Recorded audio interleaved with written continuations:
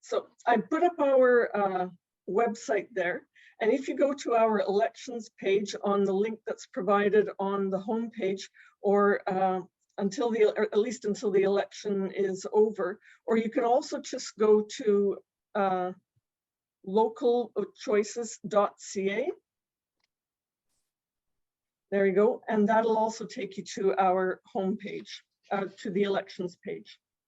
All right, that's a little bit of the housekeeping out of the way. And as I said at the outset, if you have some questions, maybe just jot them down, and we will definitely take, or I'll definitely take those at the end.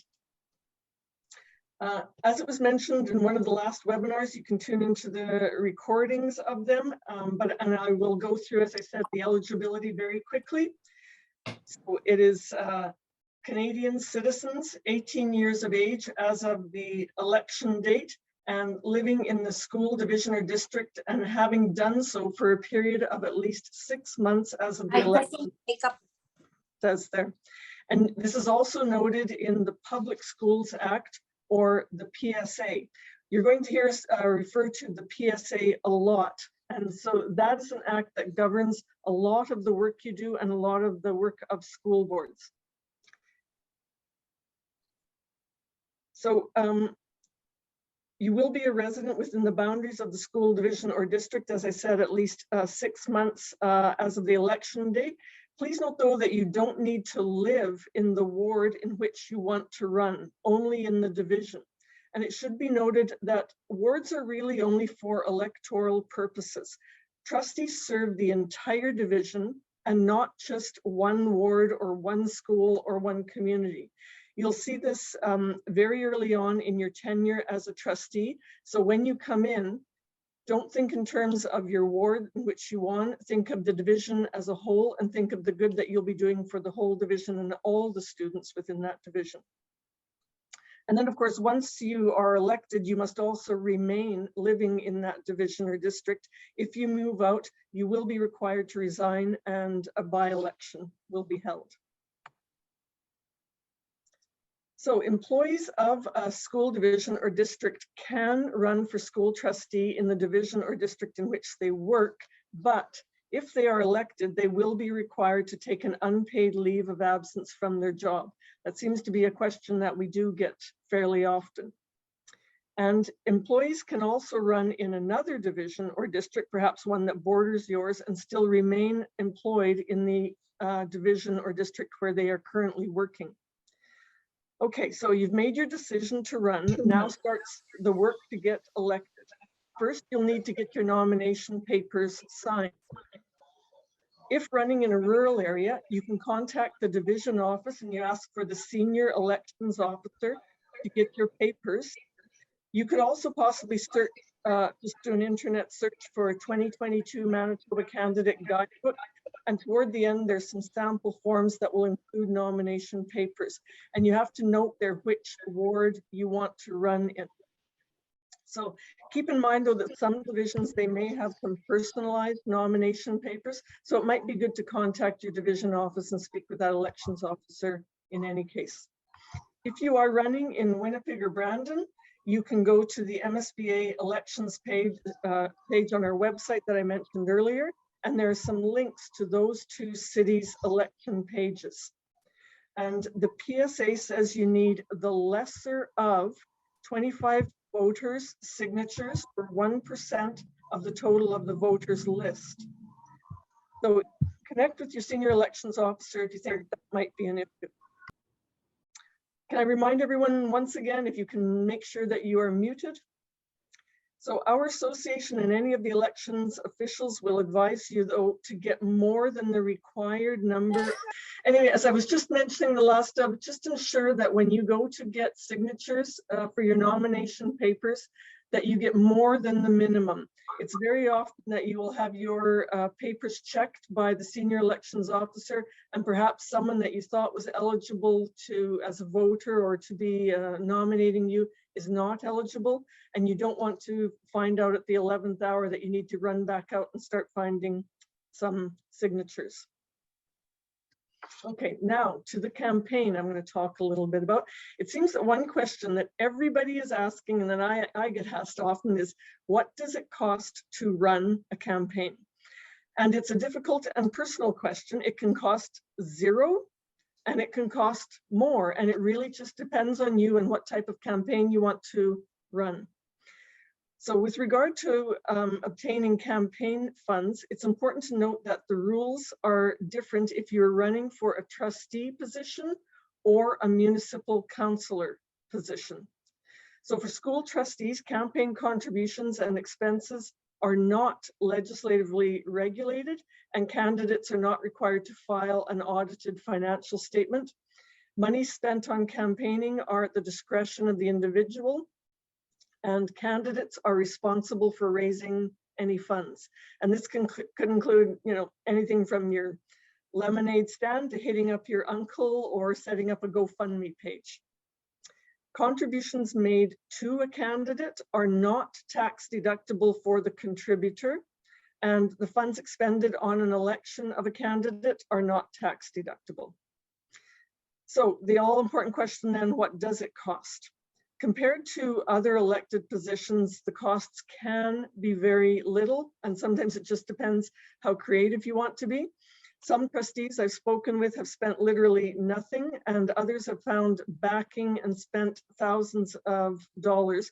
But I would say that that is more the exception than the usual experience. One incumbent that I spoke to from a city position said whereas she printed posters and flyers and even a billboard last time, this time she was going to focus more on just a few flyers, using social media and a lot of door knocking. So your costs might include a new pair of sneakers if you feel like you're going to go that route. Another rural area, they printed up, I believe it was only one large banner, and they fastened it to a large round hay bale and placed it next to a high traffic route. She also focused her door knocking on a demographic that she thought would be getting out to actually vote. So as I said, it really depends on your neighborhood. Do you know your neighborhood well? Do you know who the voters are? Do you know what would work? And perhaps how much money you would need to spend on that. So a bit of ingenuity can actually go a long way to saving money on a campaign. But because it varies so much by division and ward and the number of candidates running, I can't really offer more than that, I guess, as a general comment. However, I also mentioned at the beginning that there's a recording from one of the webinars that we held in May, and a link to that is on our elections page if you scroll down and look under important dates. And it speaks there to some fundraising. And then if you scroll down even further, you'll find under the title Resources, a presentation on fundraising and some social media tips. So those can perhaps help you. There's no legislatively defined campaign period for candidates seeking election for school trustees. So you can actually start anytime. You could have started a month ago. You could have started talking to a few people 6 months ago if you like.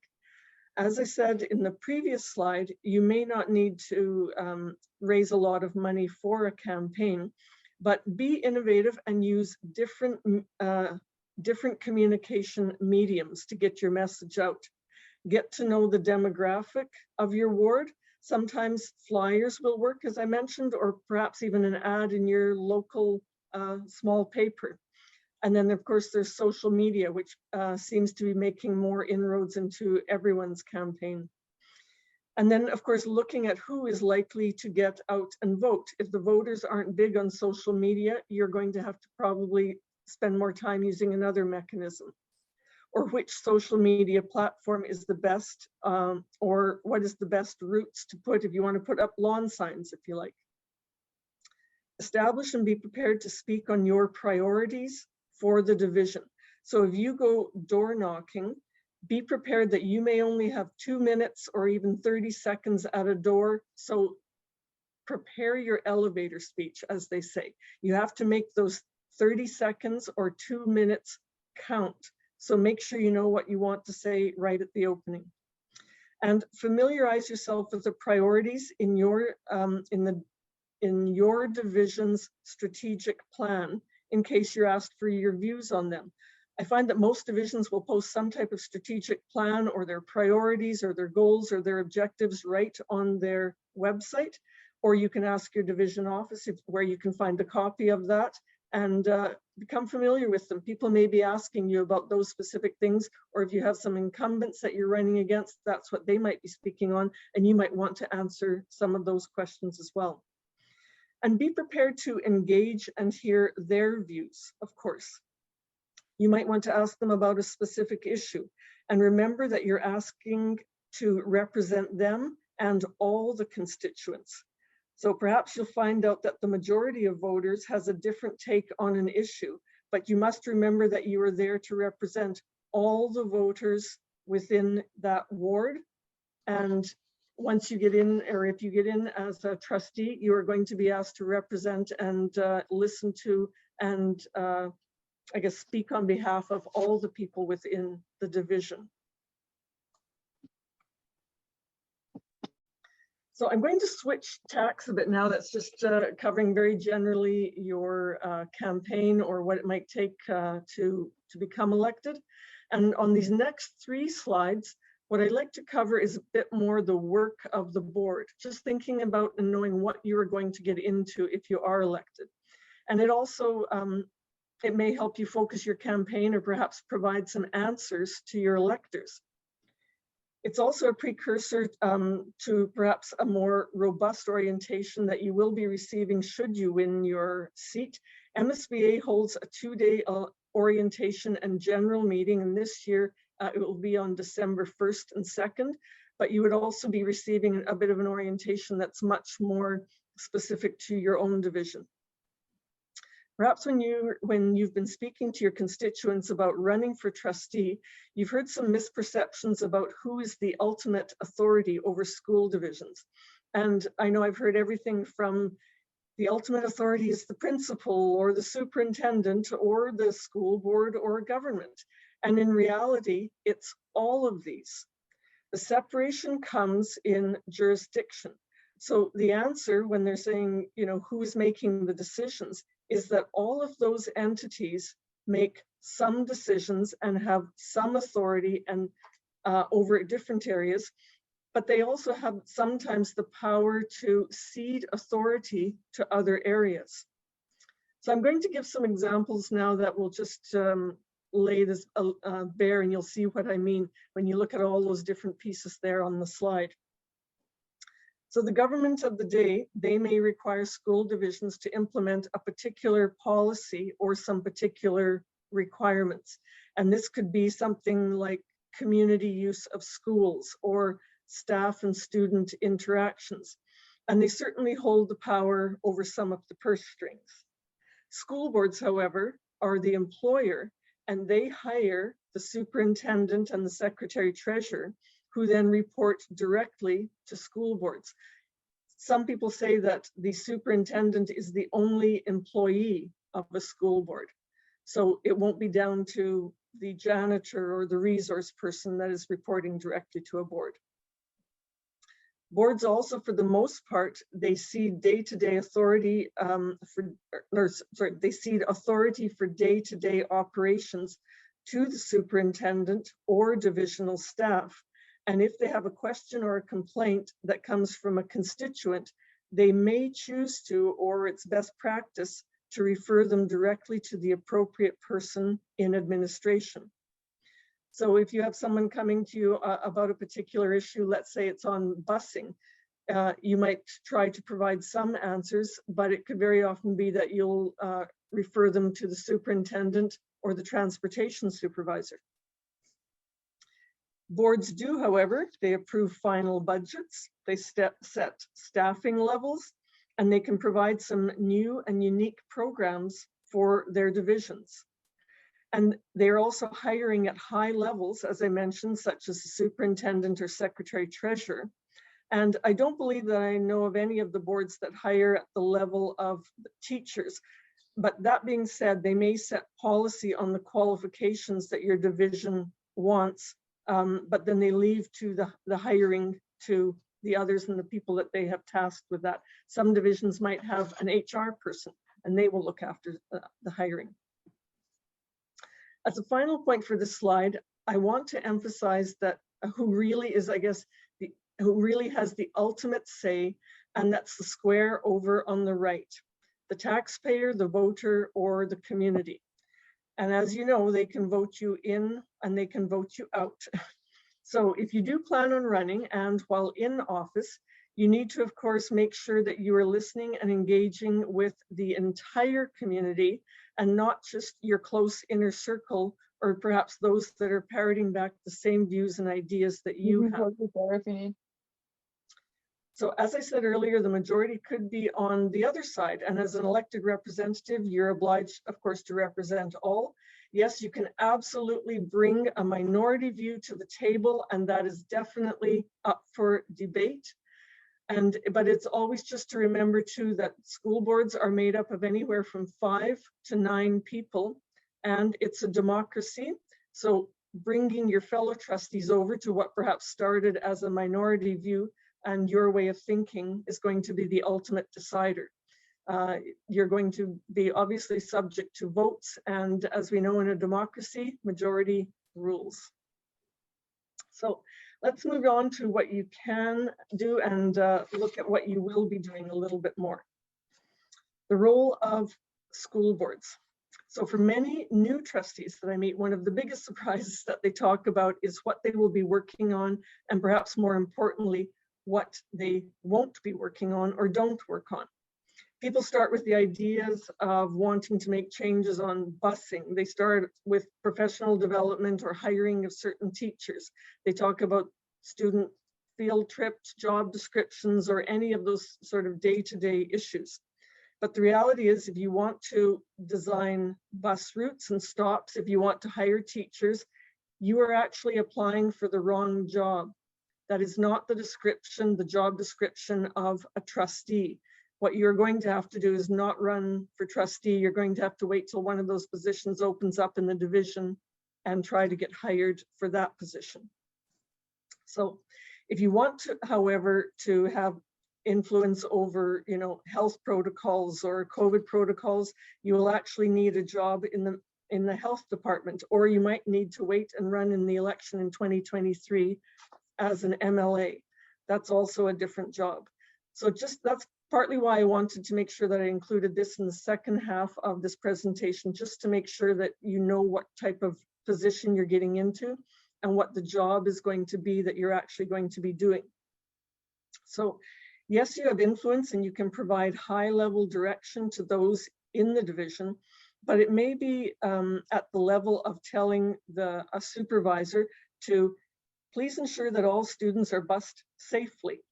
And then it's perhaps up to the transportation supervisor that they will ensure that all the emergency bus drills are carried out on time and regularly. And the number of bus drills that you have to have are legislated. So you won't be calling, for 1 bus drill, or you won't be calling for 20. That's legislated. Or you also won't be saying, we want to provide busing within this certain distance. It is, here is the distance at which we will provide busing, and keep in mind that the minimum distance is legislated at 0.8 of a kilometer. So here, and there's also, you might say, here's the maximum amount of time that we want to allow a student on a bus. And all of those things will go to this transportation supervisor, who then starts to put the puzzle pieces together and ensures that all students within the division are bused safely and on time and within the regulations. So I am going to say too, it has been very challenging and interesting these past 2 years when school boards have been dealing with COVID and a lot of the demands of coming from parents and the community. And some trustees did want to respond, but the fact is that they didn't have the authority, or perhaps some of that was out of their jurisdiction when it came to COVID protocols, for example. Those are largely dictated by the government through Manitoba Health and Manitoba Education. And many trustees had to direct the requests and complaints to MLAs or to the appropriate department. So It's really important to inform yourselves about what the actual job is, what you have jurisdiction over, who has the authority, and what does your policy manual say, or perhaps does the legislation say? And there is a lot of legislation that is going to apply to the entire school environment.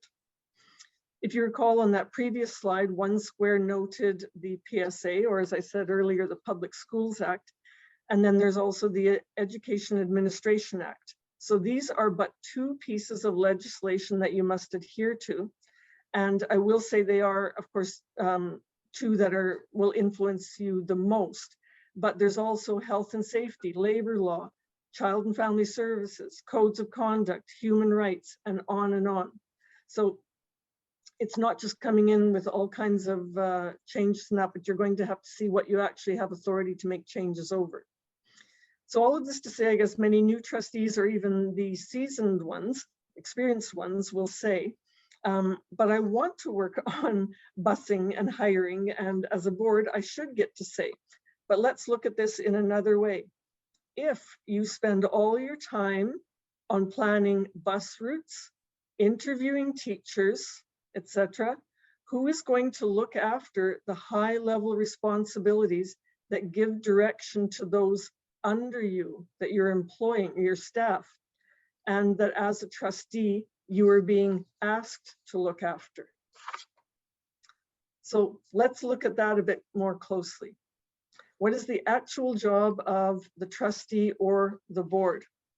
Most everything that you should be focusing on or prioritizing could probably fall into one of these 5 categories. Strategic planning, decision-making, and that's remembering that's decision-making at board level issues.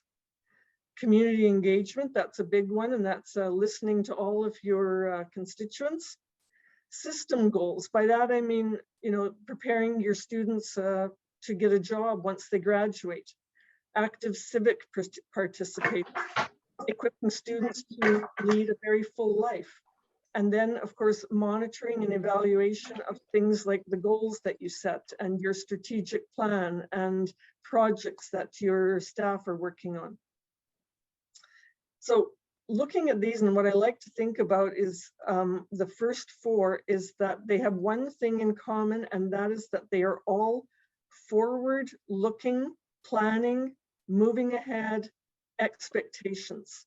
And it's the last one that allows you to continue with those first 4. So if you look at that and think about it, where should a school board's sort of thoughts and thinking sort of be focused? And it really is the future. So as leaders, it's not really, maintaining the status quo, it's being, championing that meaningful innovation. So looking at that a little bit closer at those first 4 there, it's strategic planning for future and ensuring that your board's plan trickles down and is seen in the division and in school plans. The decisions, and as I said, they aren't those day-to-day decisions, but they really have an eye to the big picture.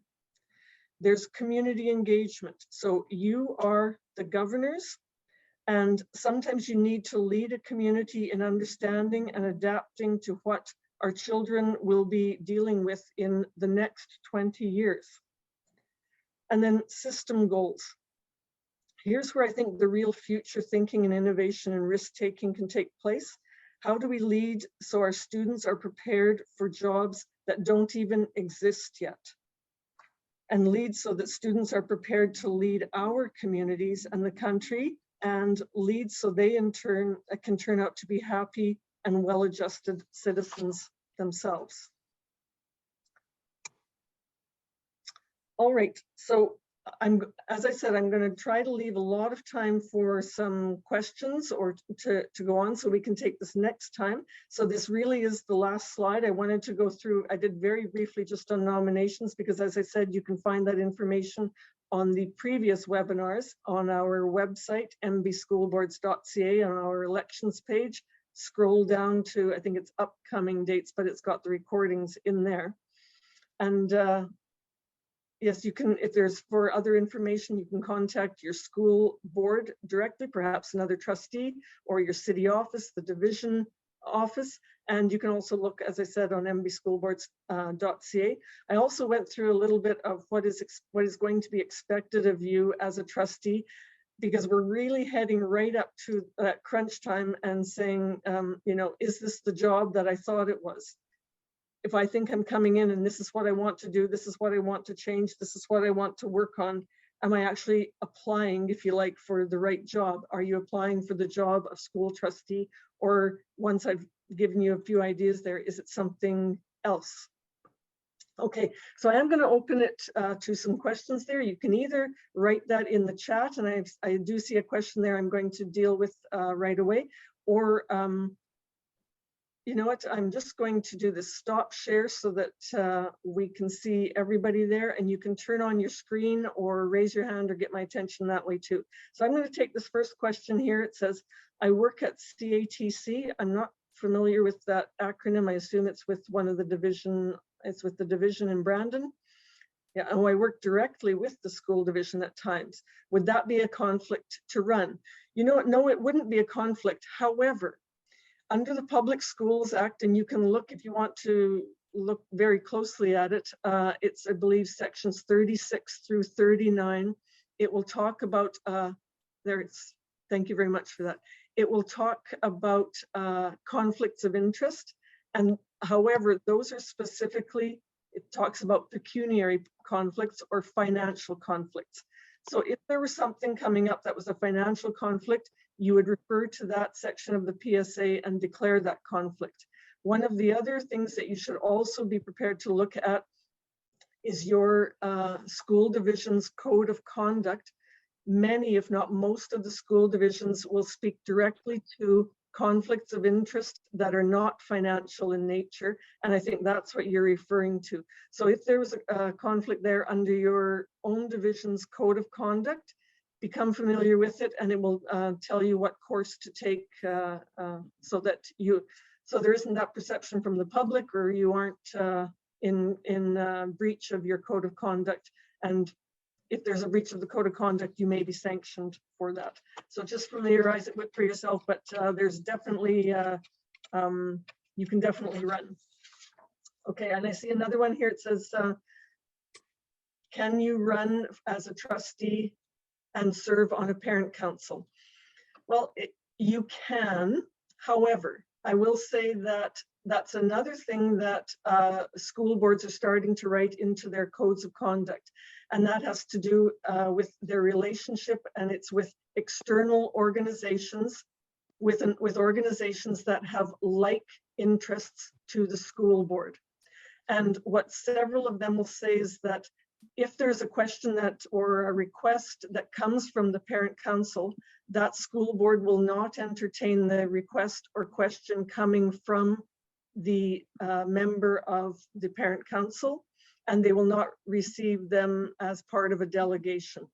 So again, you have to look at your board's code of conduct and see what is allowed there. So while it is in legislation that you are allowed to be a member of both, let's just say it can be problematic, and it becomes more problematic for you because there is the perception that if anything goes, let's say, your way to the school that you are representing on the PAC, there's a perception in public that the only reason it went that way is because of your membership of both the PAC and being a trustee.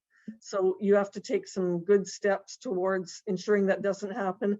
And I will say it is becoming more and more rare that you will find a person that is on a PAC, a parent advisory council, and as a trustee, just because of that perception of the conflict. Okay, permanent residents are ineligible to run then? Yes, you'd have to be a citizen. Hope that helps. Who are trustees monitoring and evaluating? They're not only monitoring when you say who, it's the who and the what. So they're monitoring, mostly it would be at the level of the superintendent and the secretary treasurer. That's the who, if you like. Those are the people that they employ, but they're also monitoring and evaluating for example, their strategic plan, a project that they put into place, perhaps goals that they set on graduation rates, or you know, something to do with transportation. And there are a lot of reports that will come from your administration to for you to look at, and that are included in your board packages, in your that you will be expected to read. So just a very quick aside, if anyone told you that, oh, being a trustee, it's a couple of meetings every month, think about the time that you will put in going to everything from a graduation ceremony to talking to constituents to reading the board package before you get to the board meeting. You will be expected to go through that and be prepared to engage in debate and conversation and be prepared to make good decisions. So think about the time that you would be putting in terms of that. Another question here. If we are running in a particular ward, can we collect nominations in other wards within the division, but outside the ward in which we are running? The short answer is no. I'll just leave it at that. It has to be eligible voters within the ward that you are running. Just to confirm, our nomination signs can go up at any time, but must be removed by November 2nd. I don't have the exact date on me, but that November 2nd does sound, I know it is very shortly after the election is over, but yes, your signs can go up now if you like. And the person right there below has answered it too. Let's see, I'm a substitute teacher in the school division. Would I still be able to sub as a trustee? No, I don't believe that you can do that. You would have to, take a leave of absence, and then you could be, you could actually sub in another division though, if that helps, if you like. Are these nomination forms as particular as municipal nomination forms where the address listed must be an exact match to the voter registry? If so, are candidates provided a voter list? So I will say that once you file your nomination papers, then you can ask the senior elections officer for a voters list. And I will say be as specific as possible, because that senior on the addresses, because that senior elections officer is going to have to check to see that the person that is nominating you is in fact eligible to nominate you. And they, so it would be, are they eligible to be a voter? So yes, I think you would have to be quite specific. I would check for the full details with your senior elections officer. It says signatures cannot come from permanent residents. They must come from citizens, correct? That is correct. Another question, what could we be looking at for total time commitment, daytime or evening usually? I will say that I am not aware. So boards will set a schedule of what are called regular meetings right at usually at their inaugural meeting at the beginning of the school year. And often boards will have a couple of meetings per month.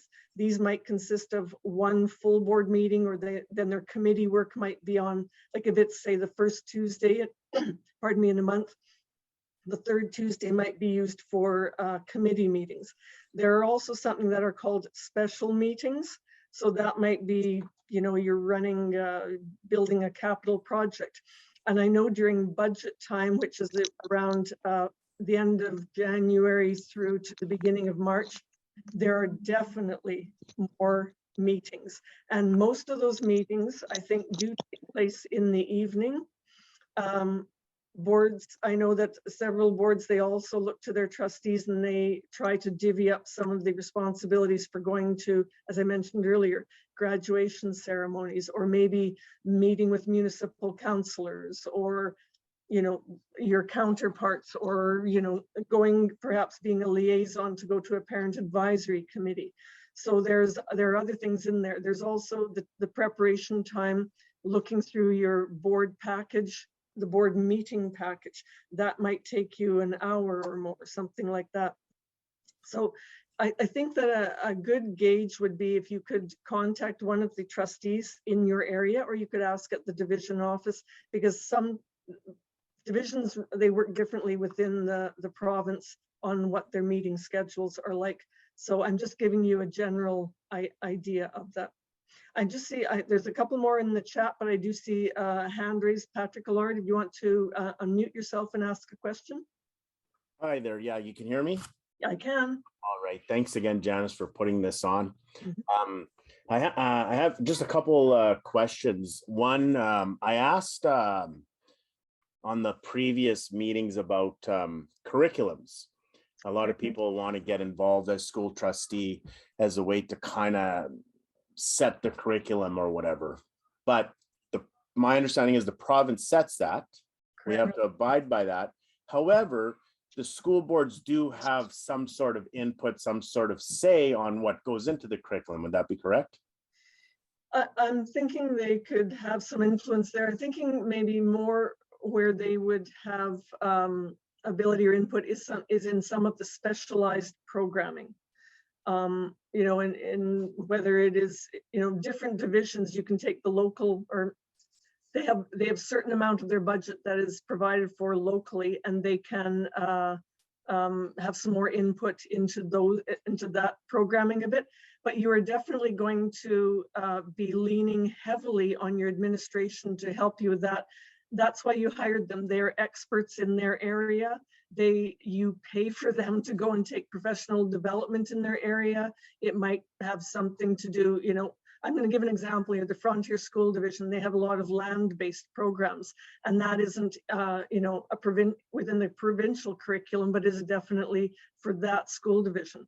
So, you know, the board has approved that as programming, and they would have some say in there, but they would definitely take some from, you know, guidance from the professionals, if you like. They would, as a group, be able to lobby the government, say they wanted to add something to the curriculum or change something or eliminate. They have that, because we are still constituents of the province. We would have that. Yeah, and I mean, I think you could, as like, let's say, I'm thinking, are you Winnipeg School Division? Correct. Okay, so if you're with the Winnipeg School Division, you could try saying something to them and lobbying them. I know that the Manitoba School Boards Association, we have an annual March convention, and often what we will do is the resolutions come forward from the different regions, and actually Winnipeg School Division is a region in and of itself, whereas the others consist of anywhere from, you know, 5 to 8 to 9 school boards. And often, if they are looking at making some changes or lobbying the government on something, they will do it through the provincial association, because it's just power in numbers, if you like.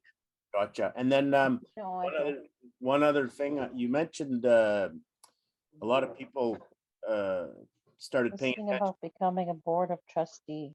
Why? I'm just muting Manon Pascal as we're just, okay, go ahead. A lot of people got attention on these school boards over the last 2 years because of what you talked about, COVID protocols earlier. But I may have misunderstood you, or I may be mistaken, because you did say that the COVID protocols came down from the province. However, each school board decided whether they would mask the children or get mandatory vaccines for employees. So that was a school board decision. Yeah, I will say that at the beginning, I mean, we all know what it was like at the very beginning, you know, it was in the first few months, and the province was coming out with a lot of things about thou shalt do certain things. It was only after, as things started loosening up and then it wasn't as strict, then they did hand over some of that to some of the school divisions, the school boards. So yes, in some areas, then it was the school boards making some decisions. And I will say, you know, I'm not going to mince words here. It was very tough being on the school board, because as you can imagine, there are hundreds, or in Winnipeg, be thousands of parents that are contacting, and, you know, it's listening to what, you know, the parents are, and parents, and not even just parents, but perhaps, you know, other constituents, what they're asking you to do. So, yeah. Okay, I just wanted to clear that up, but I'll go away for now. Thanks. I see another. I'm going to go back to the chat here. I've got one from Ronnie. It says, you had mentioned something about moving from one division to another. then you have to, oh, sir, you have to give up your seat. Is this also true if you move from one ward to another? No, you must stay living within the division or district, but if you move from one ward to another, that's okay. Another question, do we have access to a voter list prior to collecting nominations so we can be sure our submittal is accepted?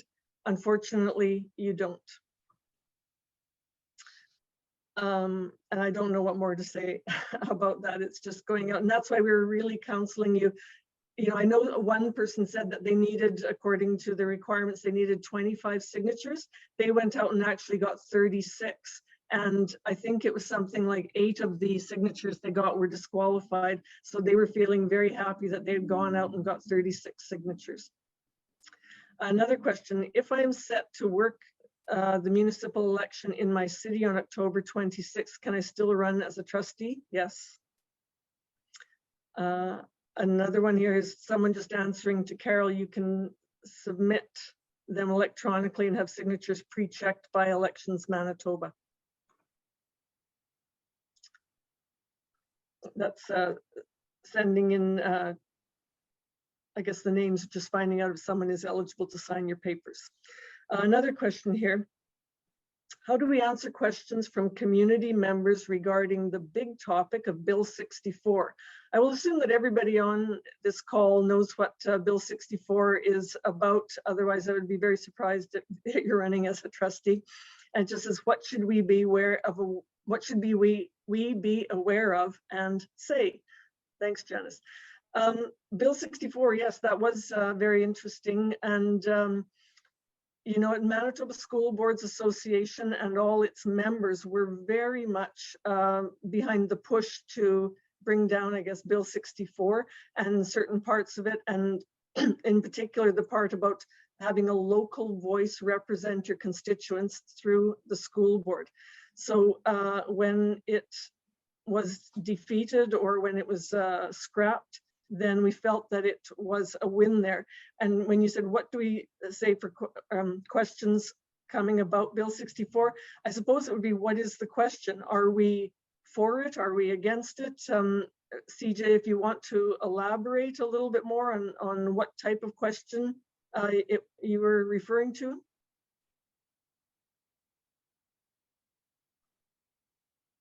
Or is CJ, do you just want to be anonymous? That's okay too. You'd have to unmute yourself if you want to. I guess, and one of the things with Bill 64 was to get rid of local school boards. So obviously we would have been against that. There's still some things on our website, on the Manitoba School Board's website, that talk about our position on Bill 64. If you want to look through there, and you can see the stance that we took against it. And the Manitoba School Boards Association played a very big part in working to bring down that bill. So here's another question. I'm finding that it is very important to ask people to print legibly because if Elections Manitoba can't read it, then I can imagine the signature would be disqualified. Yes, that's true. One quick point, Elections Manitoba does not run the school board elections. They actually back away from school board elections a lot, and it's not, I know from having tried it, it's not all that helpful to phone Manitoba, or yeah, the Elections Manitoba. You're better off to get in contact with the Department of Municipal Relations, I believe it's called, or perhaps and as I've said several times, the senior elections officer or your division office if you have questions there. So Elections Manitoba, I know that you might be able to check on an address for someone to see if you can have the specific address, but questions on school board elections, they don't really answer questions on. I will make one quick note too. If you look on our website, on our elections page, over on the right side towards the top, there's a link there, and it's called the Municipal Councils and School Boards Elections Act. Okay, it's legislation and it's not exactly exciting reading, it's rather dry, but a lot of your questions are answered in there. It's part 4 that's specifically on nominations and telling you exactly what you would need. And the Public Schools Act has a link there as well. It's quite it's more lengthy, but those two pieces could help you a lot. There's another question here. When or where can I find out who else is running for trustee in my ward? It's no use even asking until their nomination papers are filed. So the filing, because you'll see people say, no, I'm not going to run. And then at the 11th hour on September 20th, they come running in with the signatures. So I stopped trying to guess who is going to run and who isn't. However, I was just answering that question recently, I think it was yesterday for someone else. And if you talk to the senior elections officer, any nomination papers that are filed and are put in order, they are open for public scrutiny, if you like. So you can actually ask to see those nomination papers. So then the senior elections officer could just tell you, this is how many are running in that ward, and these are their names, if you like. They may not be willing to tell you until September 20th. They may just say, we are going to do that at the end when everybody's there. And actually one reason for that too is if they filed their papers on September, let's say 17th or 18th, they do have 24 hours to withdraw their candidacy. So it's almost, you know, everything isn't over until September 20th, and then you'll find out who all of they are for sure, if you like. CJ, so yeah, I see your further questions here. Are we for it or are we against it, and why? So Bill 64, we were definitely against it. It looked for to get rid of local voices, and in terms of that, local school boards. So that was one reason that we were definitely against it. It was looking at having the administration of schools going to be handled through government appointees. That would be another reason. If you look actually on our website, there's a whole long list of information there. So I'm just trying to recall a few things off the top of my head. I'm sort of in elections mode. I apologize, rather than giving you all of the specific answers for that. But although I will say to CJ, if you wanted to, you can reach me, or someone else can reach me. My email address is jarnold@mbschoolboards with an S on the end .ca. So jarnold@mbschoolboards.ca, and I can send you a link to that if I can. I'll pull it off our website if you'd like it more specifically, and if you want to be able to answer those questions to your constituents. But also you should know, of course, Bill 64 has been scrapped, so it's not there anymore. There's not going to be a vote on it anymore if you have your constituents asking about that. After September 20th, is the list of candidates released publicly? Yes, I think it would be through the senior elections officer. It would be, yes, anyone can find that out. And it says here, Patrick Allard has said, your name is released as soon as your candidacy is accepted. I'm just kind of wondering whether it would be released as soon as, only because I know you have 24 hours with which you can choose to withdraw your candidacy. So they may not release it in that immediately. Just to be clear, your 25 signatures need to come from your ward, not from your division. Yes, that is correct. And then, yeah, I've got a couple of people answering that question as well. So they need to be from your ward. If anyone else wants to chime in with a either a verbal question or another one, here's another one in the chat. What typically disqualifies someone from being a signature on your nomination list? I find that it's often they are unable to determine whether they are qualified as a voter, so they aren't on the voters list. Well, it can be they're not a Canadian citizen, they're not 18 years old, they don't live in the area, you know, within that ward. I don't know if there's one typical answer or not, or what everybody experiences might be different. But those are some of the things that could, and then actually someone mentioned it above, and I wouldn't be surprised if just having an illegible name or address that can't make out what it is. So making sure that it's very clear would be would be prudent. I've got someone else who says that you have 24 hours after nominations close to withdraw. So they have to the 21st.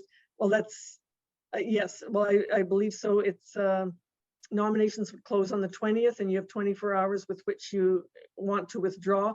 Also, or if you have had your papers accepted on the 16th, I believe that you can have 24 hours to withdraw. But you know what, I'm going to refer you to, I had mentioned that Municipal Councils and School Boards Elections Act link on our elections page. It's up in the top right. And if you go to part 4, it says nominations, and below that it talks about withdrawals.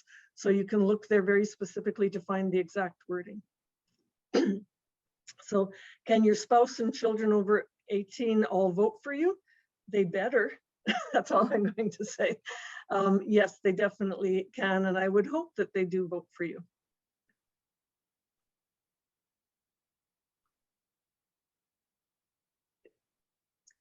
Okay, another one here. How do they, the city, vet a trustee to ensure they are eligible?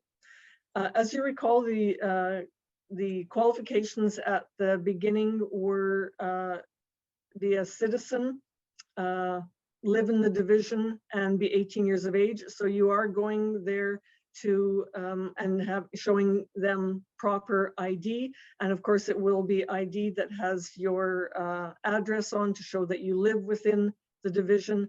So that's part of it. I think that you should go there equipped, you know, to show that you are like with proper ID, showing all of those pieces.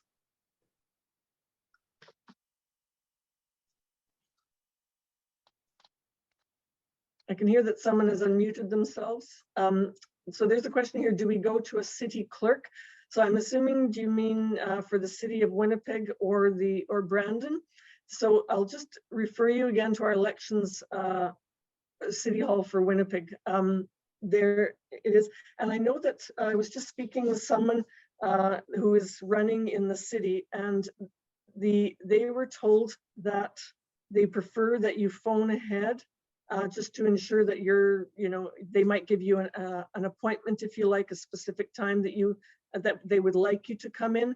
You don't have to make an appointment in advance, but I know for the city of Winnipeg, I know that they expressed appreciation if you would phone ahead and make an appointment and let them know when you're coming in.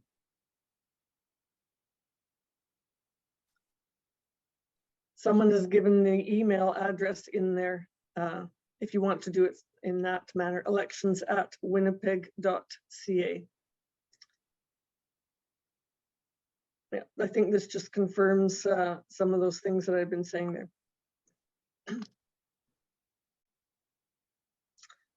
I've got a question here. It says, do you mean the commissioner of oath? I suppose you mean by that where you're filing your papers in the city clerk's office.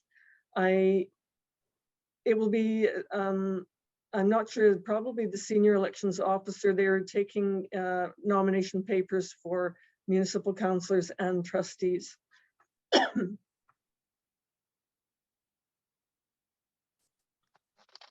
And if you call the address that was provided there, the email address, elections@winnipeg.ca, you could phone for, you could email for an appointment there, and they will have someone that's prepared to take your papers, to vet your papers, ensure you're qualified, and ensure all your nominations qualify as well.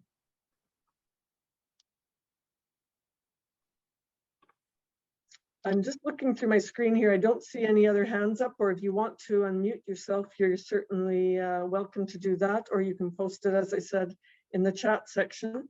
And I'll just run through that one more time. I do get questions from time to time coming in on my email, and it's jarnold@mbschoolboards.ca. But I will also refer you to your own division's senior elections officer. So if you go to and just go to their website and look up their phone number, they'll be able to tell you who the senior elections officer is.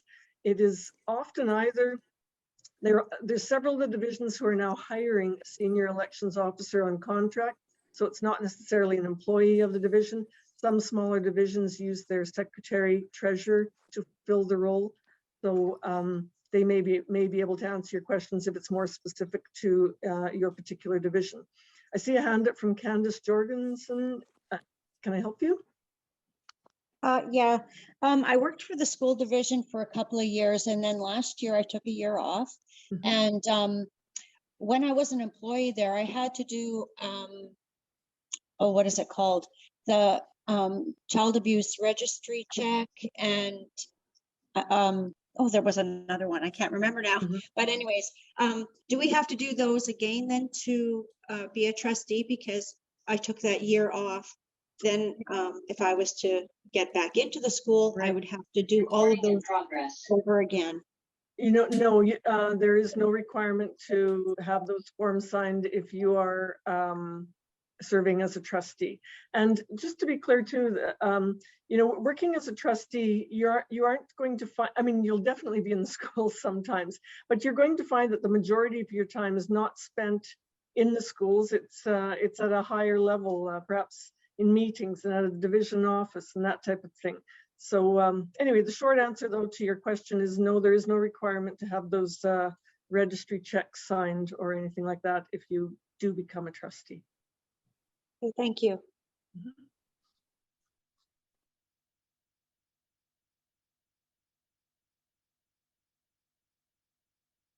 So I can leave it open. Okay, is there remuneration for trustees? Yes, certainly there is.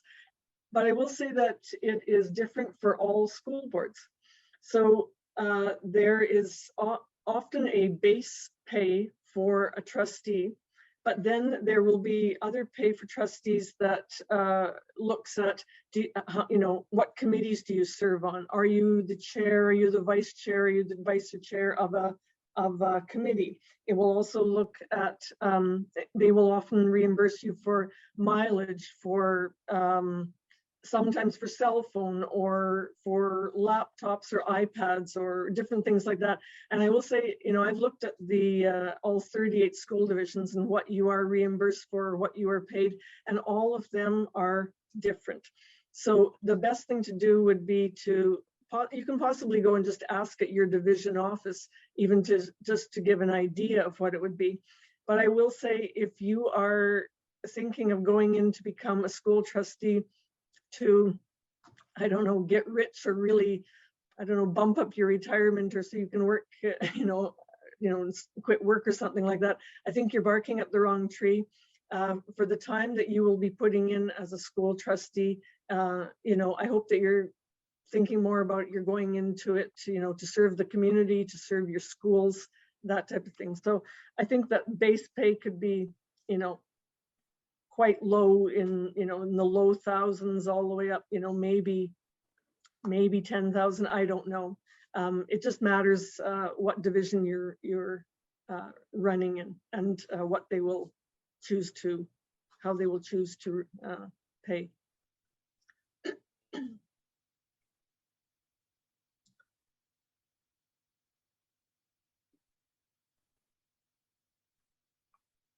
So I'm looking and I'm not seeing any more hands up or any other questions that I can help you with. It's nice to see that the turnout that we had here. I think at one point we were up over 50 people, and I know we had a very good turnout for the last 2 webinars that we had. And I'm really feeling, you know, hopeful that, and I'm sure you've been hearing that there's some difficulty and people are perhaps not wanting to run for public office, but seeing all of you on here really makes me hopeful when we're just looking at one day before you can start filing your papers. I'm looking very forward to meeting a lot of you that will be successful, I'm sure, and want to come to the fall meetings. It's usually the end of November, beginning of December, and our annual general meeting is usually mid-March. And that's where I get to meet a lot of trustees. But actually part of my job too is I come out and do a lot of professional development, or I do governance or policy and that type of thing, working with individual boards. So I see a lot of you through those avenues as well. And I really enjoy getting to meet everybody around the province. It's a really good, fun part of my job. And see some thank yous coming through there. You're most welcome. And you know how to find me. If there's anything else, I look very forward to seeing and hearing from a lot of you come November. All right, take care and have a good evening, everybody, and happy campaigning. Good night.